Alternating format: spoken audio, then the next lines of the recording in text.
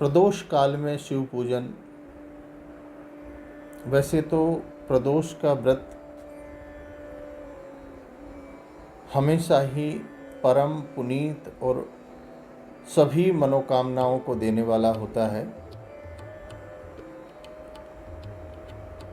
भगवान शिव की कृपा जिस पर होती है वह इस व्रत को नियम से, विधि से कर पाते हैं। प्रदोष का व्रत, मासिक शिवरात्रि का व्रत, सोमवार व्रत, यह शिव शक्ति उपासना, सात्विक पूजा का एक बहुत ही सुगम, सरल और सहज माध्यम है। 6 अगस्त बुधवार को जो प्रदोष का व्रत है वह इसलिए भी विशेष महत्व रखता है कि यह श्रावण शुक्ल पक्ष का प्रदोष है, बुध प्रदोष है और उस दिन अच्छा संयोग है। पूर्वाषाढ़ा नक्षत्र वैधृति योग का समागम है। इस दिन जो भक्त प्रदोष का व्रत करें वह नियमित रूप से जो श्रावण की पूजा करते हैं या नियमित रूप से प्रातःकाल भगवान शिव का अर्चन करते हैं, बेलपत्र चढ़ाते हैं, वह तो नियमित रूप से बेलपत्र अर्पण करें ही करें, लेकिन सूर्यास्त के समय स्नान आदि से निवृत्त होकर के और भगवान शिव का अभिषेक करें, बेलपत्र आदि चढ़ाएं और जो भी आपके पास में यथाशक्ति साहित्य सामग्री है, जो भी जिस प्रकार से भी आप भगवान का अर्चन, पूजन, ध्यान, मनन, जप कर सकते हैं वह अवश्य रूप से करें। इस दिन का व्रत और भगवान शिव की पूजा अक्षुण्य फलदायी और आपकी मनोकामनाओं की पूर्ति के लिए सुगम और सहज और सरल साधन है। इसलिए आपसे सभी से मेरा आग्रह रहेगा कि इस दिन आप व्रत करें या नहीं करें, आप एक समय भोजन कर सकते हैं, बहुत अच्छी बात है। अगर एक समय की जगह 2 समय भोजन करेंगे बहुत अच्छी बात है। आप जितनी समय भी भोजन करना चाहते हैं उतनी समय भोजन करें, क्योंकि भागवत में कहा गया है कि भोजनम तु वरम मन्ये कथा श्रवण कारकम नोपवासो भवेत प्रोक्तम कथा विघ्न करो यदि। आप जैसे भी रह सकते हैं,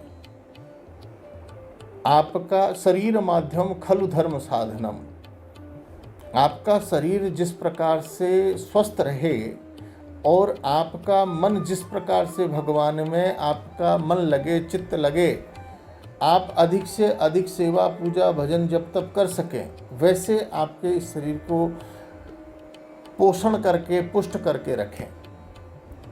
लेकिन उस दिन अधिक से अधिक जप पाठ करें। प्रातःकाल तो आप नियमित रूप से कर ही रहे होंगे श्रावण में भगवान शिव का अर्चन, बेलपत्र अर्पण, लेकिन इवनिंग टाइम में सूर्यास्त के बाद लगभग 1.5 घंटे का समय जो प्रदोष काल का होता है उसमें आप अवश्य रूप से ही भगवान शिव का अभिषेक करें। गन्ने के रस से कर सकें तो बहुत अच्छी बात है, दुर्वा के रस से कर सकें तो बहुत अच्छी बात है। अन्यान्य जो पदार्थ हैं उनसे अन्यान्य जो हमारी जिस प्रकार की भी मनोकामनाएं हैं शिव पूजन को लेकर के, उस प्रकार का आपको, धन्यवाद आपको, उस प्रकार से आपको साहित्य सामग्री का अर्पण करना चाहिए।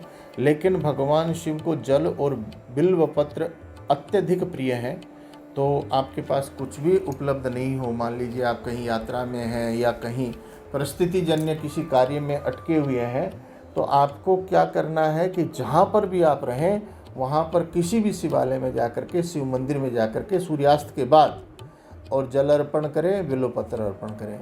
गन्ने का रस आजकल सुगम है, गन्ने का रस या फलों का रस कुछ भी ले सकते हैं, कुछ भी नहीं मिले शहद जो है 10 ग्राम, 20 ग्राम, 50 ग्राम के शहद की जो है खरीद करके उसमें जल मिला करके शहद के जल से मधु मिश्रित जलेन अभिषेक कर सकते हैं।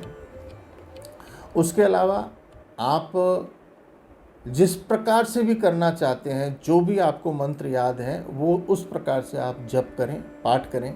पंचाक्षरी मंत्र जो भगवान का स्वयं सिद्ध मंत्र है, इसको किसी भी अवस्था में कोई भी व्यक्ति कर सकता है, वह आप कर सकते हैं। ओम नमः शिवाय का जप करें, रुद्राष्टकम का पाठ करें, शिव महिम्न स्तोत्र का पाठ करें, तांडव जो है उसका पाठ करें, शिव तांडव स्तोत्र का पाठ कर सकते हैं। जो भी आपको आता है या जिसका आप पाठ कर सकते हैं वह करें। लेकिन कुछ भी नहीं आता है तो ओम नमः शिवाय इस मंत्र का जप करें।